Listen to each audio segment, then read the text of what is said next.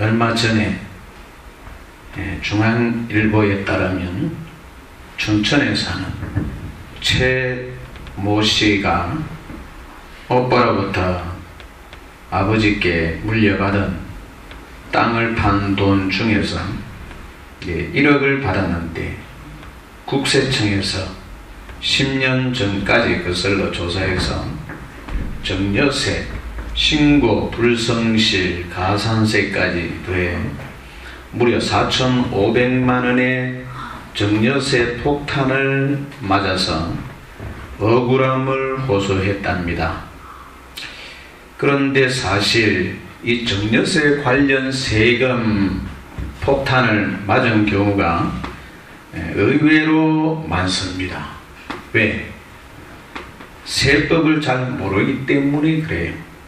그런가 하면 부플러스에 따르면 수원의 깡통 전세 사건으로 800명이 500억 손해를 보고, 익산 깡통 전세 사건으로 120명이 60억의 피해를 보고, 영등포 신탁 전세 사건으로 143명이 100억, 용인 명지대 전세 사건으로 120명이 40억, 안산 단원구 전세 사건으로 100명이 60억 피해 예상. 실제는 더 클 수도 있어요. 왜? 이게 나중에 경매로 넘어가 봐야 알 수 있기 때문에. 그건 훨씬 더 떨어질 수도 있는 거예요. 그런데 문제는 지금 이야기한 건 큰 건들이고, 실제로 그 외에 전세와 관련해서 발생하는 사기 사건이 대단히 많다는 것이. 왜? 사실 지금 조금 전에 이야기한 건 이제 이 큰 건들이고, 조그마한 사건들이 이게 무수히 많이 일어나. 지금 갈수록 그게 더 발생 빈도가 훨씬 많아지고 있답니다. 왜 그럴까요? 그 이유는 법을 사람들이 우습게 생각하기 때문에 그래요. 왜? 거의 대부분 이 전세 관련 사건들은 조금만 신경 쓰면 얼마든지 괜찮아요.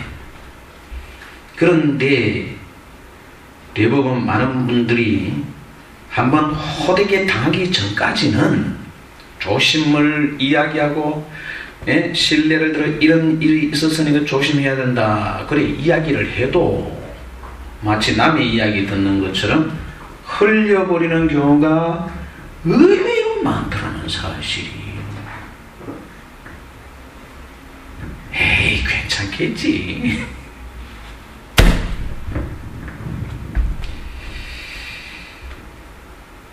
처남이 그랬어. 제가 얼마나 당부했는데 저 말 안 듣고 그거 하다가 생고생을 하고 그 다음부터는 뭐 제가 이야기 안 해도 철두철미하게 조사를 준비합니다. 그런데 그건 신앙생활도 마찬가지가 아닐 수 없는데요.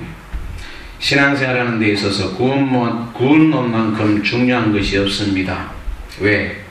구원론은 구원과 관련된 법을 다루는 것이기 때문입니다. 그렇기 때문에 아무리 강조해도 부족함이 없습니다. 그런데 그럼에도 불구하고 구원론의 중요성을 주목하고 신앙생활하는 사람들이 여러분 과연 얼마나 되겠습니까? 제가 오직 믿음으로만 구원받는다고 주장하시는 분들에게 무슨 질문을 하느냐 하면, 그러면 세례받지 않아도 구원받을 수 있습니까? 다른 말 안 하고 그 이야기를 해요. 그러면 당황해가지고 말을 못합니다. 왜? 세례받지 않고 믿어도 구원받을 수 있다고 이야기하면 그건 바로 뭐가 됩니까? 이단이 되거든요. 왜? 구원론 가운데 가장 기본적인 문제가 세례인데 세례를 받으면 그럼 왜 세례를 받느냐 이게. 그러니까 지금까지 들었던 오직 믿음으로만 받는다고 생각하고 전했는데 저 얘기 딱 들어가 충격을 받는 거죠. 그 얘기를 못하는 거야. 대답을 못해요. 그건 뭘 의미하는 겁니까? 그만큼 구원론을 모른다는 걸 이야기하는 것이 굉장히 중요함에도 불구하고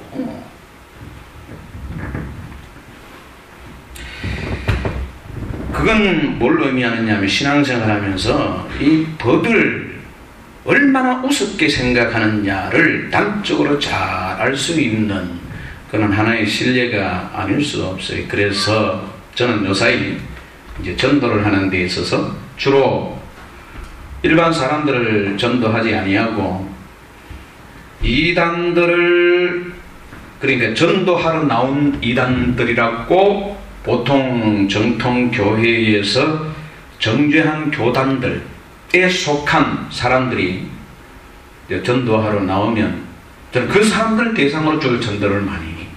왜? 일반 사람들은 바쁘고 막 관심도 없고 막 이래 그래가지고 그런 사람들 붙잡고 이야기하면 막 욕하고 막 그 더욱이 기독교 요사이 인식이 나빠져가지고 말 꺼내는 것조차 싫어하는 경우가 많아요. 그렇기 때문에 굳이 뭐 그렇게 할 필요가 뭐 있겠느냐. 그리고 이제 비록 이단이지만 그분들은 신앙에 대한 또는 영혼 구원에 대한 관심이 있기 때문에, 그리고 누구보다 열심히 있는 사람들 아닙니까? 단지 그들이 잘못 알고 믿기 때문에 그래서 접근하기가 대단히 좋아요. 그리고 이제 저는 무조건 정죄를 하지 않습니다. 그분들이 바로 알 수 있도록 도와주기 위해서 제가 접근을 하기 때문에 그분들에게 제일 먼저 묻는 게 뭐냐면, 그러면 어떻게 해야 구원받을 수 있습니까? 보고부터 물어요. 다른 말은 일단 접어두고 그분들이 이제 전도하러 왔으니까 그러면 어떻게 해야 구원받을 수 있습니까? 그럼 말을 못해. 아니, 각 이단들이 해야만 뭐 자기들이 주장하는 것들이 있어요. 그런데 그걸 세부적으로 안 들어가고 바로 그냥 어떻게 하면 구원받을 수 있습니까? 이렇게 들어가는 거예요. 그래가지고 뭐 운동을 이야기하면 그럼 세례 안 받아도 됩니까? 뭐 이렇게 들어가요. 그래가지고 이제 몇 가지 하면서 그분들의 잘못된 부분을 한번 같이 우리 한번 이야기를 해보자.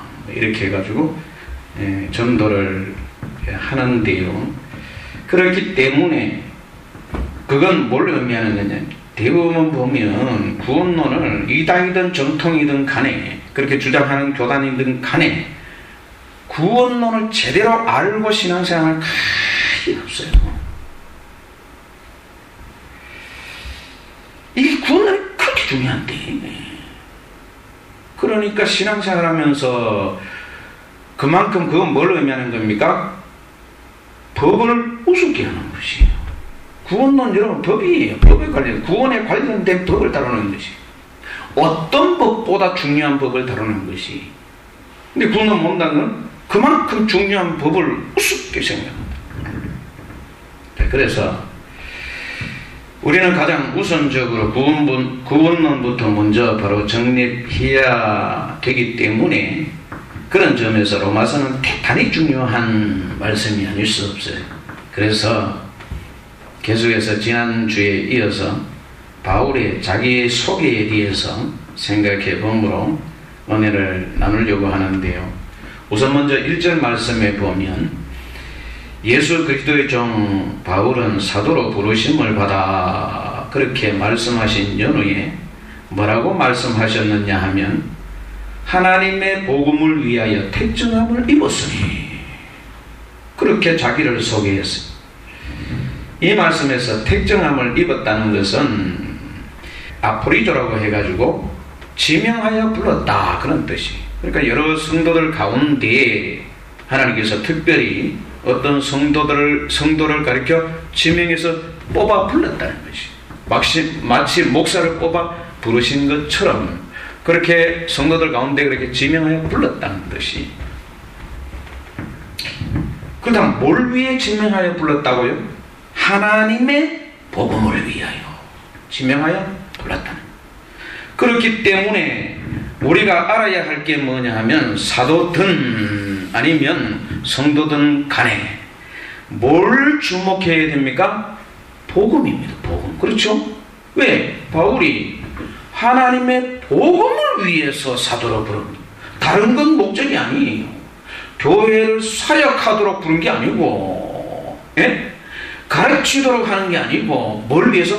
복음을 위해서, 하나님의 복음을 위해서 부름을 받았기 때문에, 그리고 보냄을 받았기 때문에 전함받은 성도 사람이든 바울이든 간에 뭐가 중요하냐면 복음이 중요한 것이. 그렇기 때문에 복음이 뭔지를 모르면 신앙생활 아무리 열심히 해도 뭐가 같아요? 마치 걸음지고 장에 간다는 속담처럼 그렇게 신앙생활을 해봐야 아무런 의미가 없을 수 있어요. 그렇기 때문에 사실 바울도 로마서를 기록하는 가장 궁극적인 목적이 뭐냐 하면 그러면 가장 궁극적인 첫 번째 목적이 바로 복음입니다. 복음에 대해서 지금 이야기하는 것이 로마서 전체가. 근데 문제는 뭐냐면 이 복음을 어떤 유명한 바울 신학자들이나 조직 신학자 같은 이름이 알려진 그런 유명한 신학자들은 이 복음을 뭐와 비교해서 설명하느냐 하면 율법과 비교해서 설명해요. 그래서 복음과 율법 이렇게 합니다. 복음과 율법. 그러면 왜 복음과 율법에 비교해서 설명을 하느냐? 그 이유가 뭐냐 하면 그건 구원론을 제대로 모르기 때문에 그래요. 유명한 신학자지만 구원론을 모르다 보니까 물론 율법도 대단히 중요한 구원론의 한 부분이면은 틀림이 없어요. 그런데 율법은 그것은 다루어야 할 빙산의 일각에 불과한 것이. 그리고 새 언약을 모르다 보니까 그래요. 만약에 새 언약을 알면 절대로 그렇게 얘기 안 해요. 그래서 그 복음을 율법과 비교해서 주장하는 책을 읽어보면 결국은 어디로 가느냐 하면 바울이 로마서에서 율법을 부정하잖아요. 그 이유를 율법을 쫓아 신앙생활하는 것은 자기 의를 이루려고 해서 스스로 구원에 이르려고 하는 율법주의이기 때문에 부정했다. 그러니까 율법을 쫓아 순종하면 어떻게 해요? 구원받을 수 없다는 것이에요. 그렇기 때문에 복음은 뭐예요? 바로 그와 같이 그렇게 하지 아니고 단지 믿기만 함으로 구원을 받을 수 있도록 하나님께서 예수님을 보내셨다. 그게 바로 복음이다. 이렇게 나가는 것이. 이해갑니까? 그럼 뭘 몰라서 그래요? 새 언약을 모르기 때문에 그러게. 바울이 율법 부정한 건 틀림없는 사실이지만 그 이유는 옛 언약 시대가 예수 그리스도로 말미암아 끝나고 예수 그리스도로 말미암아 새 언약 시대가 되었기 때문에 부정했을 뿐이에요. 그거는 구원론을 설명하는 하나의 일부에 불과한 건데 그게 마치 복음과 율법이 서로 대조되는 중요한 문제처럼 생각을 하는 것이. 더욱이 중요한 것은 이 로마서 전체를 연구를 해봐야 이 복음의 의미를 제대로 이해할 수가 있어요. 왜냐? 원래 복음이라는 말은 유앙겔리온이라고 해가지고 기쁜 소식을 의미하는 단어입니다.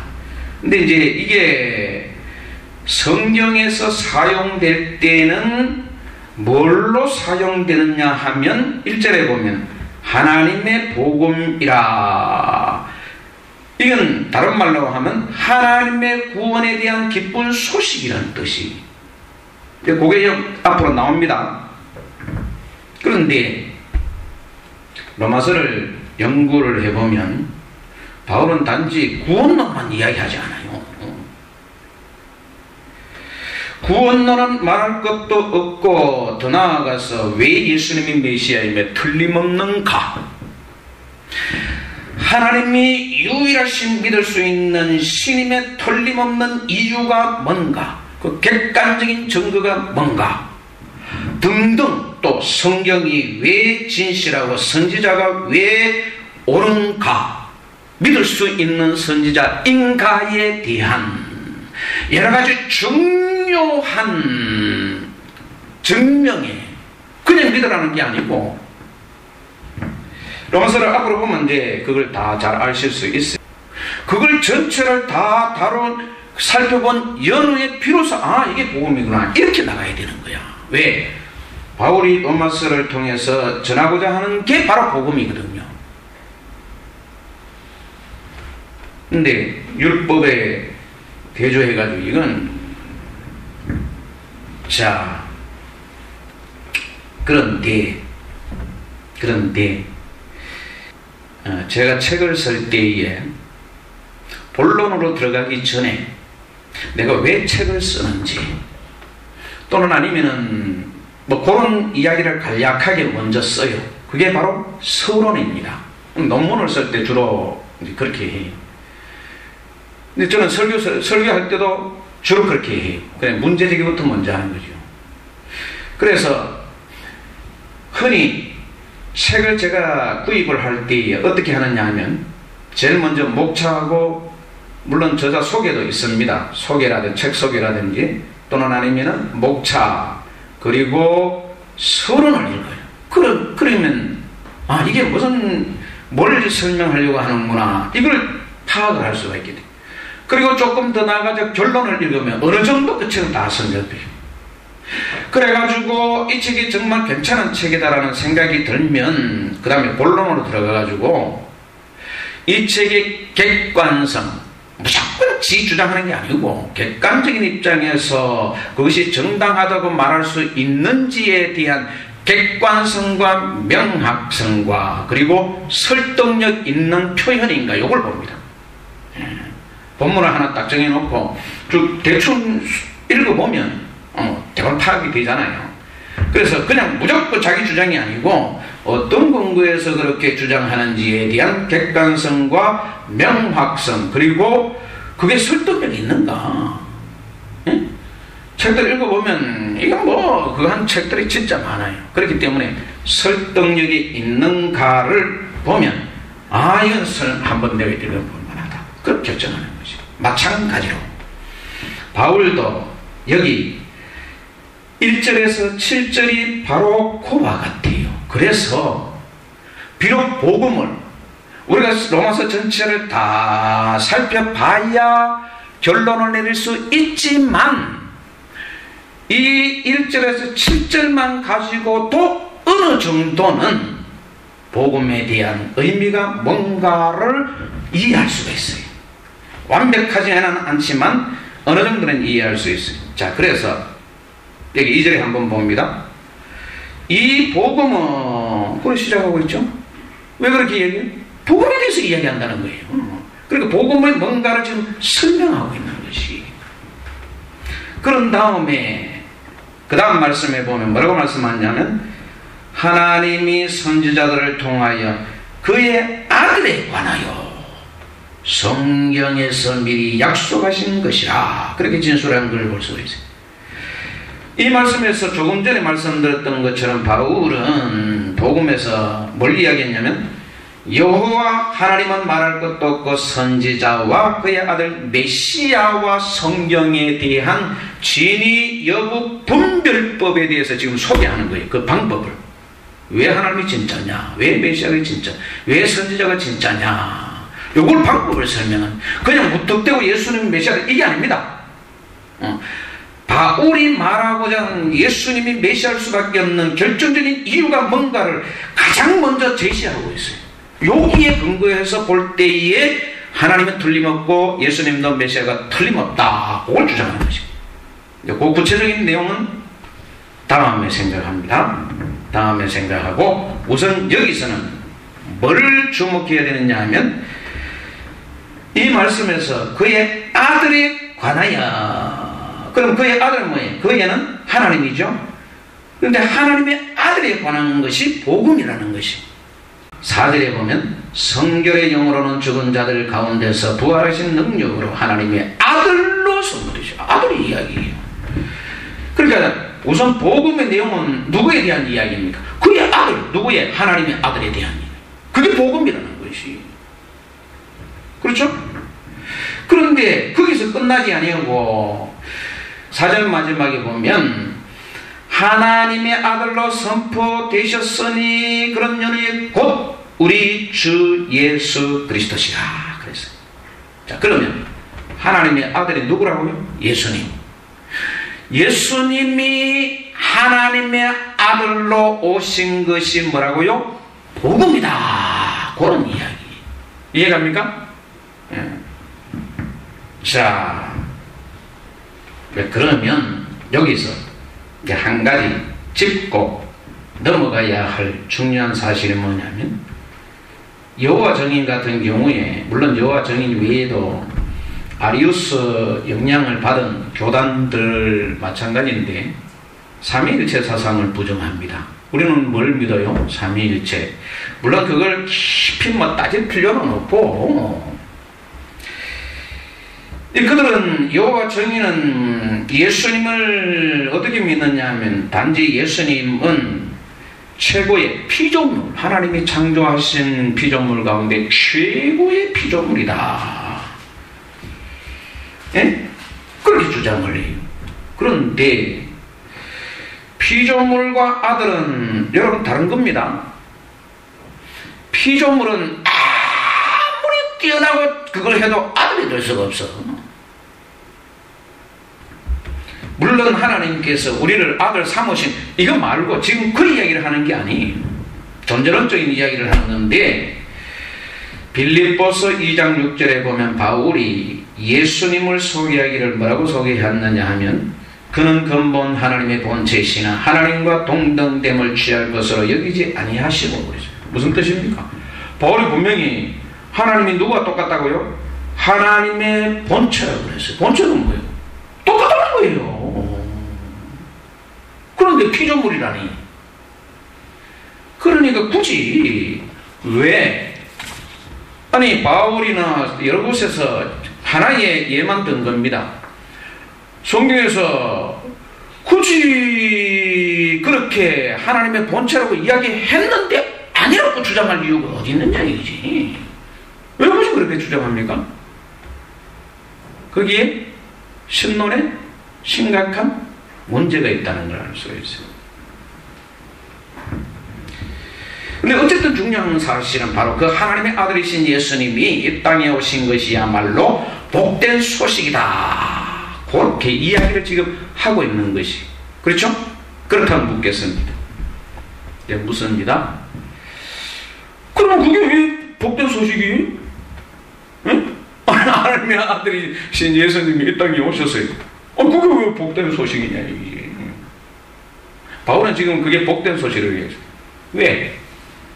그 이유를 그 다음 5절 이하에서 구체적으로 다루고 있는데, 그로 말미암아 우리가 은혜와 사도의 직분을 받아 그의 이름을 위하여 모든 이방인 중에서 믿어 순종하게 하나니, 그렇게 전하는 걸 볼 수가 있어요.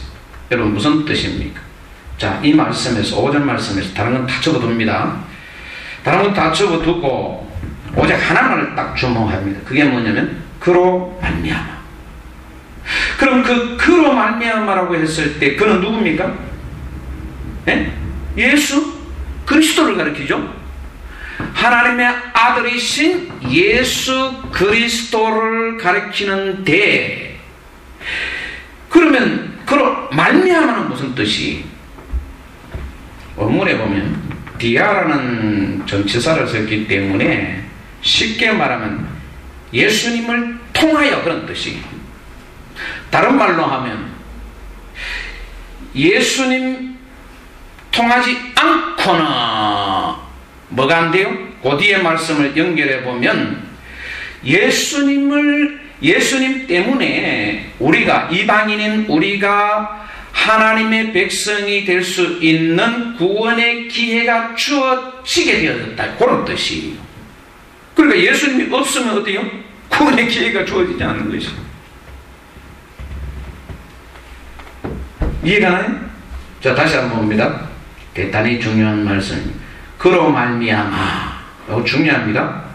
우리가 은혜와 사도의 직분을 받아 그의 이름을 위하여, 그런 연예에 뭐라 그랬어요? 모든 이방인 중에 믿어 순종하게 하는 그랬잖아요. 모든 이방인 중에 믿어 순종하게. 그건 무슨 뜻입니까? 하나님의 백성이 될 수 있는 축복의 기회가 주어졌다는 뜻인데, 하나님의 백성이 될 수 있는 이 축복, 이방인들이 하나님의 백성이 될 수 있는 이 축복의 기회는 누구로 말미암아? 그로 말미암아, 그를 통해서. 네.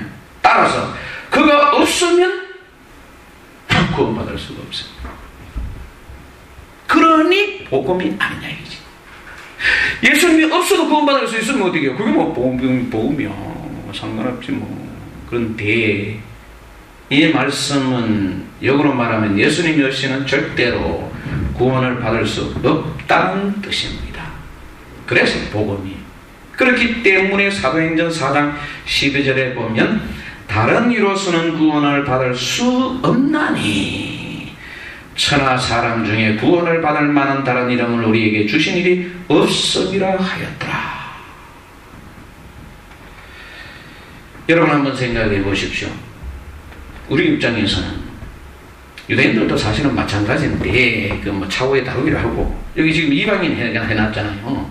그러니까 이방인들 입장에서 믿음의 구원의 기회가 주어지기 놀라운 축복이 아닐 수가 없어요. 여러분 한번 생각해 보세요. 구원이 이게. 근데 그게 누구로 말미암아? 오직 예수 그리스도로 말미암아.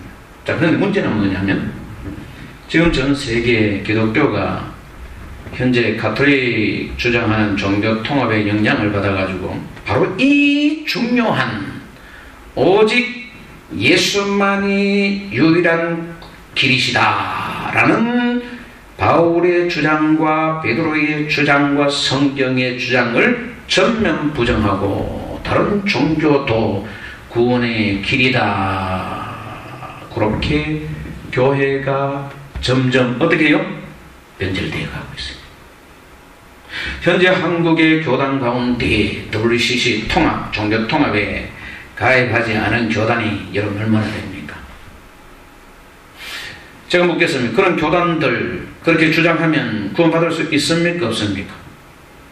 바울을 거짓말쟁이로 만드는 것이고, 베드로를 거짓말쟁이로 만드는 것이고, 복음의 진리, 하나님의 신권, 신적 권위로 우리에게 전한 그 복음의 진리를 뭐를? 거짓말로 만드는 것이. 그런데 그게 그런 모습이 하나님을 믿는다라고 말할 수 있을까요? 자기들도 믿는다 그러지만 그건 진정한 믿음이 아니에요. 그렇죠? 하나님을 거짓말쟁이로 만드는데, 하나님을 믿을 수 없는 신으로 만드는데, 그게 어떻게 진정한 믿음이라고 말할 수 있겠습니까? 그렇기 때문에 구원론을 모르면 이거 똑같은 교회인데 뭐, 그렇잖아요. 예? 수많은 교회들이, 교단들이 뭐 그걸 다 따라가는데 왜 유독 그렇게 당신들만 아니라고 이야기하느냐, 그렇게 욕할 때 어떻게 하겠어요? 그래 말이야. 다 지금 출세가 그런데 굳이 그렇게 골수적으로 그렇게 믿을 거 뭐 있어? 다 인정해주고 그러면 얼마나 좋아. 그렇게 이야기하고 그렇게 말할 때 여러분 어때요? 그런 생각이 듭니까? 큰일 생기는 생각이에요. 천지가 개벽하는 한이 있어도 그건 진리는 진리고 비진리는 비진리고, 과거에 노아 홍수 당시에 하나님이 전 세계의 모든 민족을 다 멸하셨어요. 단지 유일한 노아 가족만 하나님이 살리셨어요. 많은 사람들이 그렇게 그렇게 따라가고 세계 추세가 그렇다고 해서 그거 따라가면 안 되는 것이, 우리는 오직 뭐만 봐야 돼? 진리가 뭐냐. 전 세계 모든 성도들이 다 그것을 쫓아간다 할지라도 여러분 자신, 나는 그러면 안 되는 것이, 뭐만 봐야 돼요? 오직 성령이 왜? 이거 정권대사인 사도들이 우리에게 전해준 말씀이기 때문에 누구보다 믿을 수 있어요? 그 사람들보다도, 수많은 사람들도 더 믿을 수 있는 책이에요.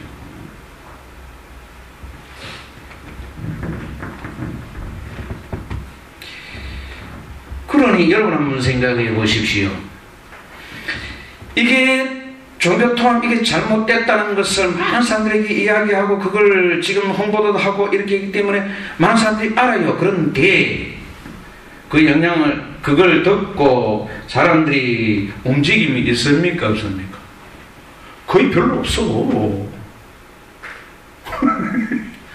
잘못했다고 그러는데 그걸 똥통을 교회에 뒤엎고 장로님이 말해 그렇게 했는데도 불구하고 거기에 수만 명의 사람들이 그냥 전혀 요동도 하지 않냐고 교회 다니고 있어요.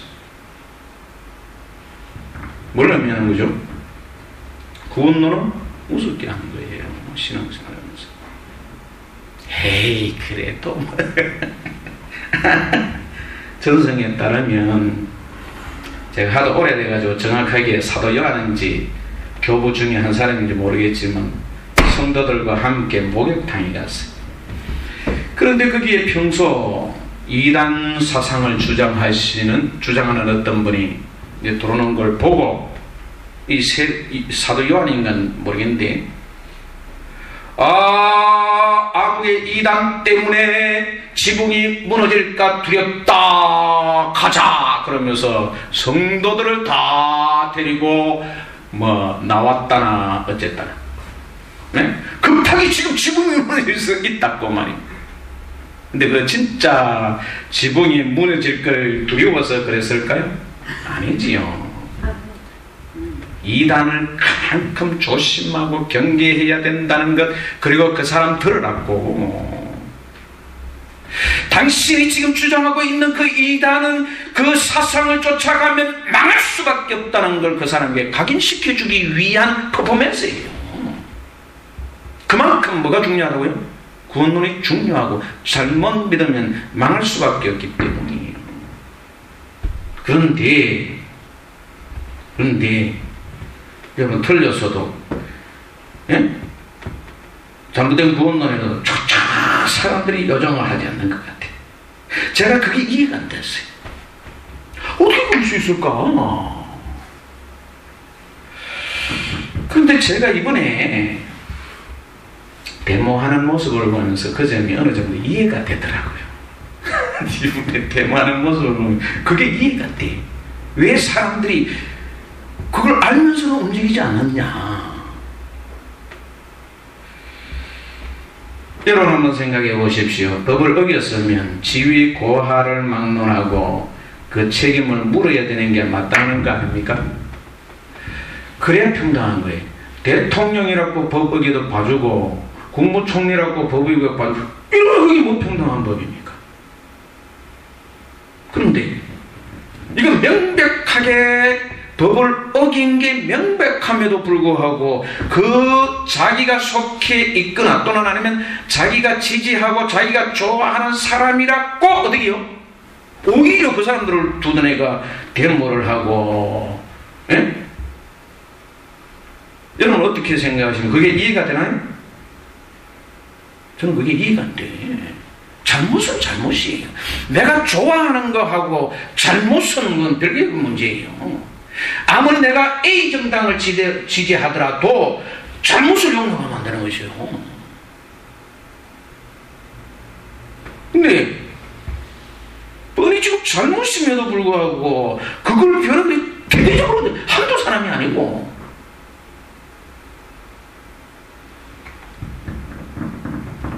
제가 그 모습을 보고 그래서 구원론도 틀린 걸 알아도 저 사람들처럼 자기가 속해 있다고, 자기가 지지한다고, 자기의 지금까지 몸담아 있었다고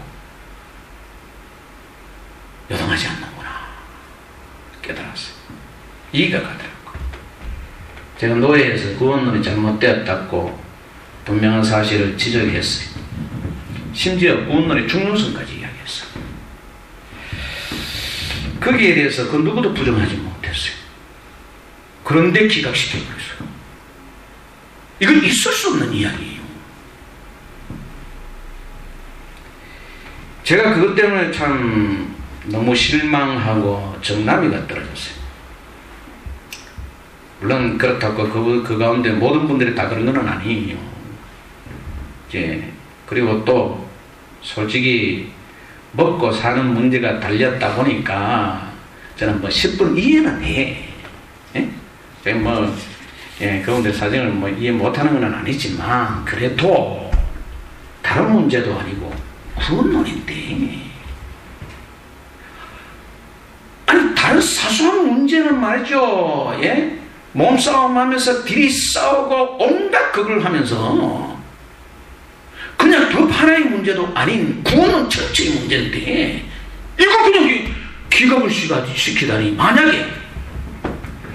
만약에 그것도 중심 들고 먹히자 됐잖아. 만약에 그분들이 감당을 못하겠으면 기각시킬 게 아니고 총회에 의뢰를 해야 됩니다. 그걸 넣고 총회에 뭘 듣냐면 신학부를 둬요. 총회 신학부는 역할이 구원론이나 성경 해석에 대해서 어떤 문제가 있다고 생각하면 거기서 의뢰를 해가지고 거기서 다 다뤄보고 이건 잘못이다 그러면 잘못을 지도해주고, 그리고 만약에 총회가 잘못됐으면, 구원론이 잘못됐으면 신학부에서 건의를 해가지고 총회 구원론을 고치면 되는 것이죠. 그게 바른 방법이에요. 그런데 이걸 덮어보는 거야. 있을 수 없는 이야기예요. 이거는 도저히 상상할 수 없는 이야기입니다. 근데 사람들은 몰라서 그렇지. 이거는 아니 내가 그것도 그냥 무조건 틀렸다고 이야기한 것도 아니고, 제가 뭐라고 이야기를 했느냐 하면 구원론이 잘못된 것 같으니까 검토 후 지도 편달해 주시기를 요청하나 했다 그랬어요. 그러면 노예나 종회에서는 읽어보고 잘못됐으면 지도해 주면 돼. 그러면 제가 그 지도를 갖고 그 말을 듣고 그게 옳다 싶으면 고치면 되고, 그렇지 않으면 총회가 틀렸다 싶으면 총회가 고치면 돼. 지도 편달해달라. 무조건 잘못됐다고 이야기한 것도 아니고, 그래서 노예에서 그걸 감당 못하면 총회 올려가지고 총회 신학부에서 그 문제를 다루어가지고 제가 잘못됐으면 저한테 불러가지고 이게 잘못됐으니까 이거는 이렇게 해야 됩니다. 그럼 제가 고치면 돼. 그리고 만약에 아니면 총회에서 이걸 보고 이게 총회 문제가 되는구나. 그러면 총회 안건을 내가지고 총회 전체 그거 할 때에 이걸 고쳐야 됩니다. 안건을 내면 되는 것이고, 그러면 이제 총회 전체에서 각 노회 이 문제를 놓고 그거 하도록 하고 이렇게 고쳐나가면 되는데, 기각시켰다는 게 있을 수 없어요. 그럼 여러분 보세요. 이게 이당인지 정통이 어떻게 하나? 이거는 뭐가 되느냐면 직무유기가 되는 것이. 물론 그 이유는 어느 정도는 제가 알아.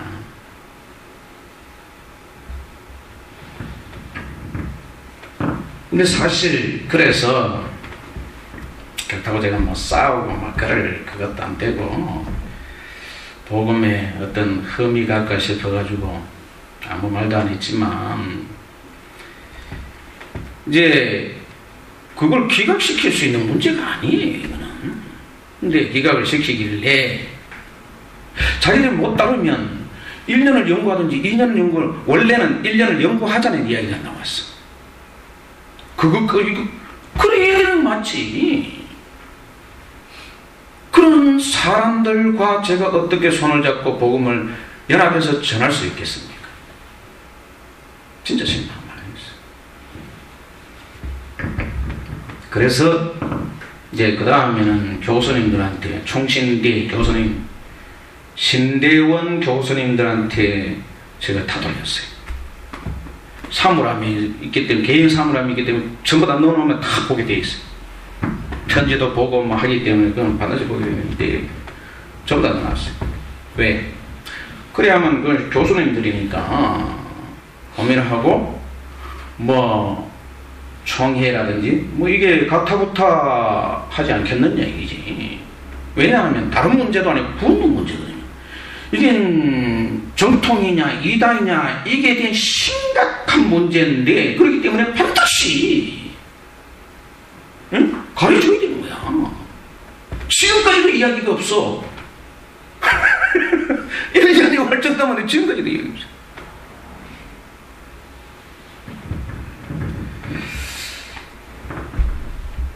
물론 교수님들 입장에서는 제 책 그 표지에 총회 헌법 및 구원론과 관련된 재검토 요청을 위해서 노예에 제출했다 표시를 해놨기 때문에 아마 뭐 추후 어떻게 돌아가는가 이걸 뭐 보고 계시는지는 잘 모르겠지만, 어쨌든 간에 많은 분들을 이번에 상대하면서 느낀 게 뭐냐, 우리 교단뿐만이 아니에요. 그거는 여러분, 우리 교단만 틀렸나요? 감리교니 저 성결교니 또는 통합이니 이거 전부 다 마찬가지잖아요. 그러면서 자기들이 이게 고치려고 하는 의의도 없어. 그게 이해가 안 됐어. 어떻게 그럴 수 있습니까? 너무나 명확하게 잘못된 걸 알면서도 어떻게 그럴 수 있을까? 이걸 대응하면서 여러분 한번 생각해 보십시오. 법에 존재하는 목적이 뭡니까? 근데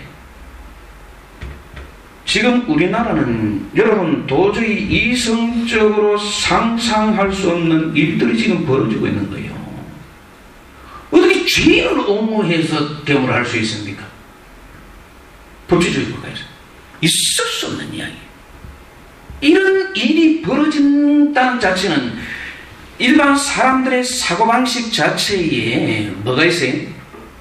자기가 소속되어 있기 때문에. 교회도 똑같은 거예요.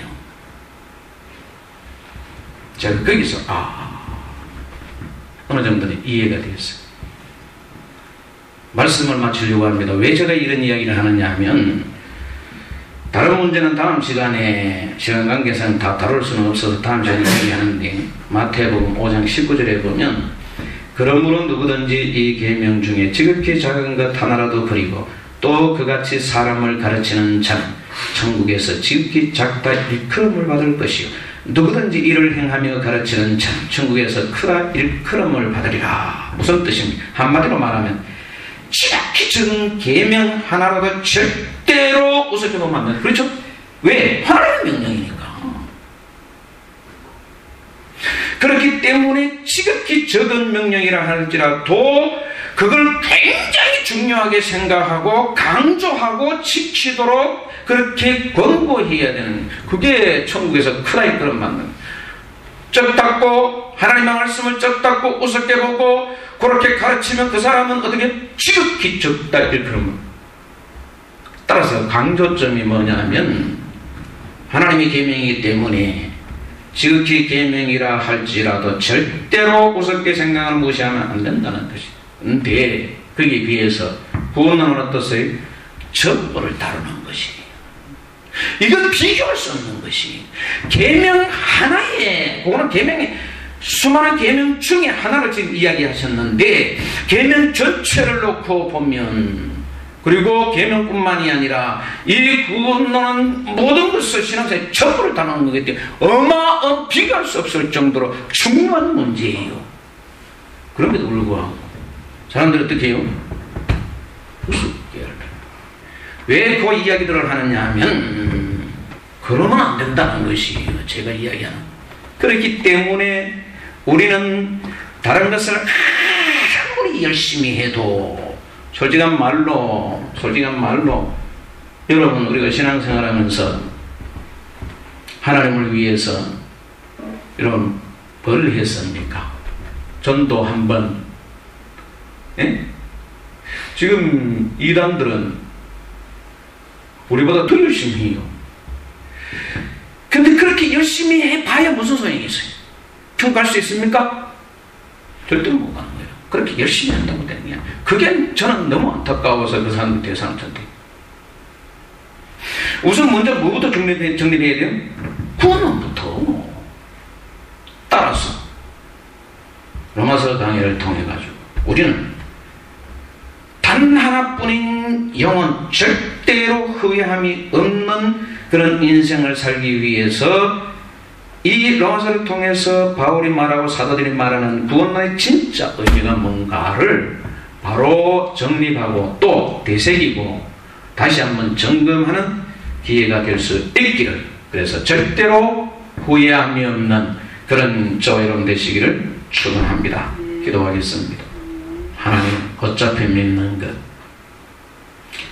세상 수많은 사람들이 다 간다 할지라도 우리가 그것을 따를 것이 아니라 오직 하나님이 원하시는 뜻이 뭔가를 정확하게 바로 알고 그 말씀을 쫓아 살아감으로 후회함이 없는 그런 저희들 될 수 있도록 은혜를 주시옵소서. 예수님의 이름으로 기도드리옵나이다. 아멘.